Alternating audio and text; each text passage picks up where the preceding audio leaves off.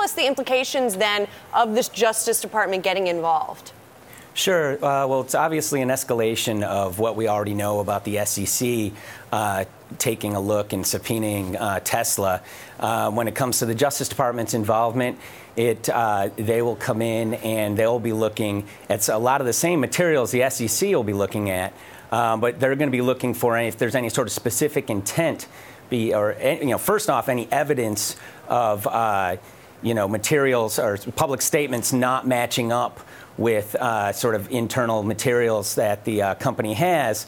But then if there is evidence of that, in order for it to become criminal, there has to be some sort of specific intent to deceive investors. Right. Now, what typically happens, this isn't the first time a company will have been investigated for criminal activities by the Department of Justice, and the CEO too. What's happened in preceding cases, Tom? Well, I think it depends on what's been found.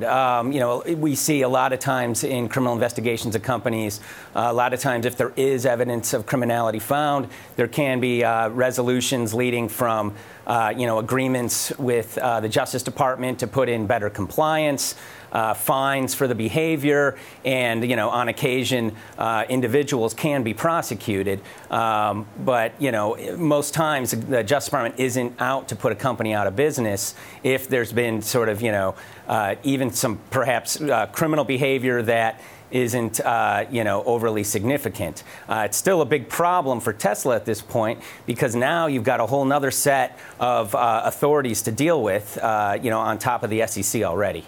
And presumably, since you have these two concurrent investigations, Tom, you could have a civil finding that did find that the company was somehow, would it be liable, I guess would be the terminology, and not criminally liable, correct? Well, that's correct. There could be, they could go in and find that, yes, whether it was Elon Musk's tweet being misleading and find that that was a violation of security law, but that it didn't necessarily rise to any type of, a criminal level. But it's not unusual for the Justice Department to open these type of investigations when you have sort of public pronouncements. We saw earlier this year the Justice Department opened up an investigation into Apple regarding the slowing of iPhones and sort of what they had said publicly, saying they weren't doing that. Then information came out, and then there was kind of a different explanation from the company.